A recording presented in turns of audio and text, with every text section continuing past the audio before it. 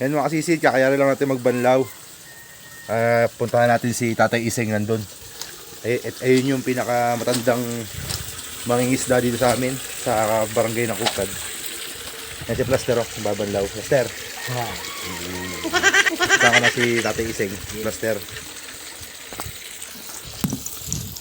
Nandito siya mga kasisid. Tay Iseng!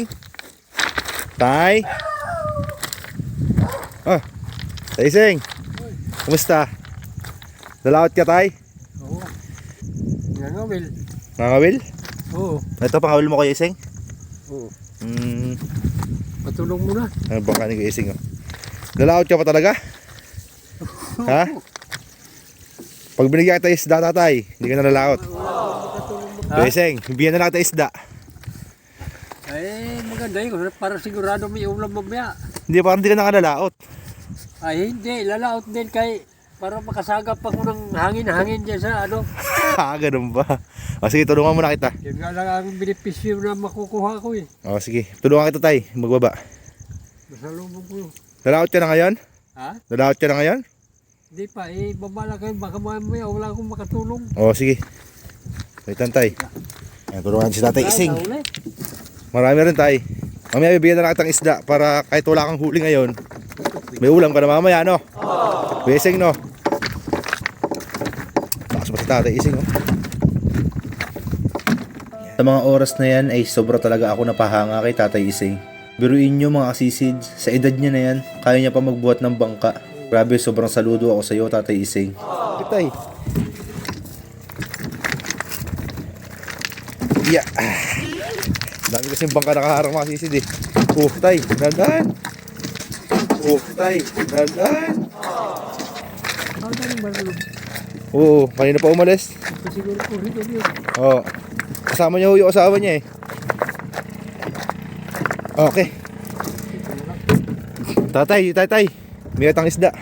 Teka, kukunin yung plastic. Oo, sige. Tama yan. Para kahit wala kang huli, permis na. Kahapon, isang piraso lang talaga. Isang piraso. Oo. Biruin nyo yun mga kasisid. permis na yung una Sabihin mo. na lang natin 2 oras na ngawil si Tatay Iseng. Tapos nagsagawang pa siya papunta ron sa laot. Isang piraso lang ang kanyang nahuli mga Isang ulaman kasisid. lang. Isipin nyo kung gaano kahirap Almusal yun. lang. Beseng. Tara, Beseng. Nabigyan natin ng isda si Tatay Iseng. Bata, hindi. Wala na kasing mahuli sa kawilan dito mga kasisid. Si bata. Ayan o, nagiging babanlaw. Nalaot pa daw siya eh, para daw makasagap daw siya ng hangin. Sabi ni Tatay Iseng, Master, para daw sigurado na ipang ulam. Di ba, Master? Tuloy na yata si bata. Yung pang ulam natin, Mamatayin. bigyan natin kay Tatay Iseng. May sakit eh. Ha? Tay Iseng, ilang taon na ho ba kayo? Ha? Ilang taon na ho kayo? Bagay 85 sa John. 85. Diyan na nga ako sobrang namangha kay Tatay Iseng mga kasisid. Grabe, 85 years old, biruin nyo yun. Pumapalaot pa sa dagat. Grabe, sobrang na-amaze ako mga kasisid. Nakakalaot pa rin ano. Tay Iseng oh. Pang-uhaw, pang-ihaw. Ito tay.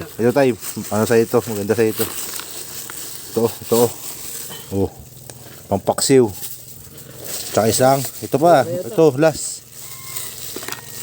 Tatay Iseng oh. Oh. Pusit oh. Tatay Iseng oh. Ano yun? Bangkota. Salamat ha. Sige, ingat ka sa laot kay Iseng. At may edad na. Huwag nang magpapaka ano. Bibigyan ka rin ni Master Yang. Huwag na yung banagan. Huwag na yung banagan daw, Master. Oo. Iseng oh. Para sigurado na yung pang-ulam mamaya, Plaster. Ano naman? Yan. Ayan ang, Banagan magbigay ah. yan ang maestro natin dito, mga sisid. Tatay Iseng. Ayun, Tatay Iseng. Nagdiga mo. Color niyo. Huwag ka na lumaw, Tatay Iseng. Okay. Ay, siya sa... Nalaot ako kay masalubong ko man lang yung araw sa Tama. may benepisyo makuha yung katawan. Okay, tama. Lakas pa rin ano. Oo, 85 mga sis. Ang lupit mga sisid. Grabe ano. Nagbubuhat pa nga ng bangka. Nabilib ako dun ah. Ha? Kaya ganun yung mga deserve na tulungan mga sisid. Porsigido sa buhay. Hindi yung kagaya yung iba, Master, no? Marami 85 na no. Oo, di kagaya yung iba. Malalakas pa. Makita mo sa palengke, namamalimos. Nanakaw. Nagnanakaw pa yung iba. Kaya si Tatay Iseng. Saludo. Lupit mga kasisid.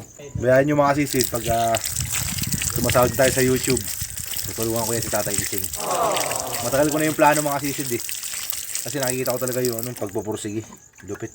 Bilib ako sa mga ganun tao. Tapos mga kasisid, di ba master?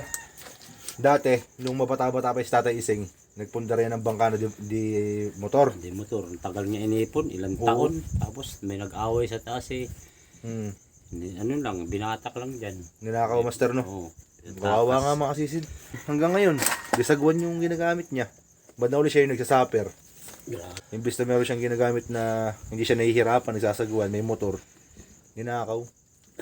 Kaya bilib ako dyan kay Kuya Ising. Please like, share, and subscribe para matulungan po natin si Tatay Ising.